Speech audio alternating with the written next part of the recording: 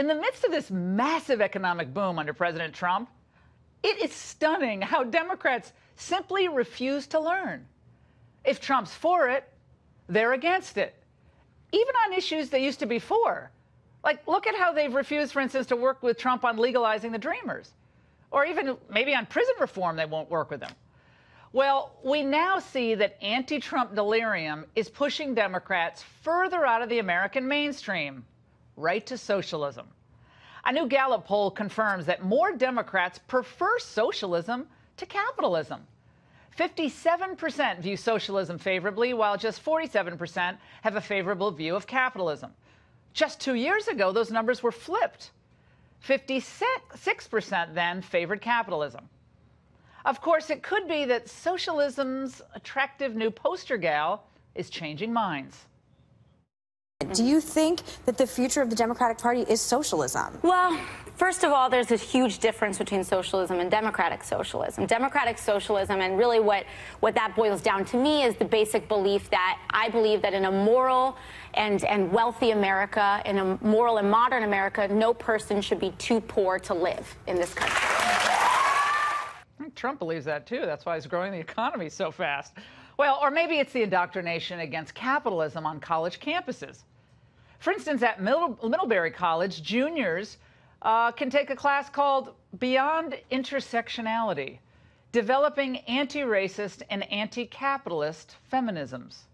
A University of Michigan textbook used for activism class teaches that capitalism should be overthrown.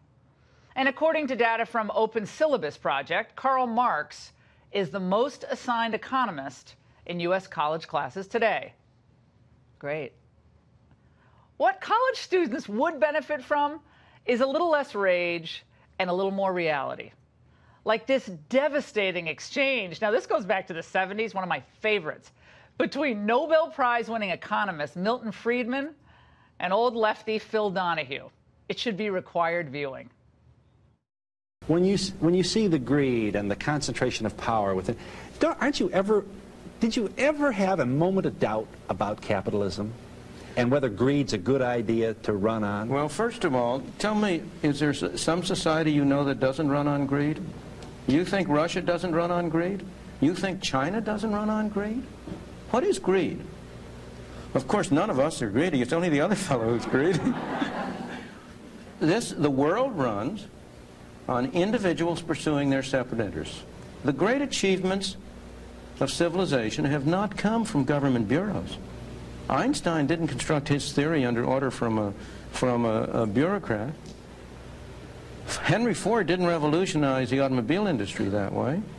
In the only cases in which the masses have escaped from the kind of grinding poverty you're talking about, the only cases in recorded history are where they have had capitalism and largely free trade. If you want to know where the masses are worst off, it's exactly in the kinds of societies that depart from that. Now, let's face it. Without a solid grounding in real fact-based economics and history, our young people are sitting ducks for any huckster promising freebies.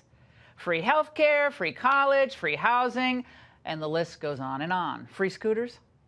Here's an indisputable historical fact that eludes most college professors these days. There has never been a successful socialist government. Not ever. 100 million people were killed in socialist regimes in the 20th century. The USSR, China, Cuba, Vietnam, North Korea, Nicaragua, Zimbabwe, etc., etc. But we don't have to reach into the annals of history to tell us this. Just look at Venezuela today, a country rich in oil where the middle class once prospered. No more. Since Hugo Chavez imposed socialism on the country, it has spiraled ever downward. And of course, some major Hollywood figures were once Chavez's big boosters. The Bush administration does not like this guy because he represents an anti-corporate interest. He's taken over the oil and he's distributed it to the poor people. Certainly Chavez, when he started, was on the right path because he wanted to return his country to his people. Bowling for relevance. Moore and company is, of course, now devoted to taking down Trump. Wear their irrational fury as a badge of honor, Mr. President. Chavez employed government controls, commandeered a once-free media, and presided over the collapse of his country in a swirl of corruption unseen even in Latin America. Then his successor, Nicolas Maduro, took the reins. The Washington Post reporting now that Venezuela's crisis has steadily intensified as a result of lower oil prices, corruption, and a socialist system plagued with mismanagement. But as Maduro has sought to further consolidate power in the past 12 months, the economy, public services, security, and health care have all but collapsed. No wonder Venezuelans are climbing out of the Andes to get out of there. More than 10% of the population, 4 million people, have already departed. The situation on the ground is dire. Parents starved for food are abandoning children at orphanages. Power, water, and sanitation services are all breaking down. Government-backed militias are abusing citizens. Members of the military are going AWOL due to scant rations. Civil society is broken in Venezuela, and crime is on the rise. Oh, and the people are choking the halls of hospitals since basic medicines are unavailable, while HIV-related deaths have surged. So much for that free health care. Here are the people living through the socialist hell of present-day Venezuela. Listen. I live in the streets. We want to solve all these problems. We don't want free handouts. We want to work. There are people close to me who pick through the garbage, she says. People dressed like you and me. It affects us all. Venezuela is starving. We are dying of hunger. All of Venezuela. Venezuela has practically already collapsed. Everyone who is out here is hurting, she says. We are afraid that either the government will kill us or that we will die of some disease in the hospital because there is no medicine. That is a government on socialism. Despite all that, though, Democrats think they can win back power touting the utopia of that? They truly believe that socialism is the pathway to economic security here in America? Is that what the Venezuelans are experiencing? I must be really out of it then.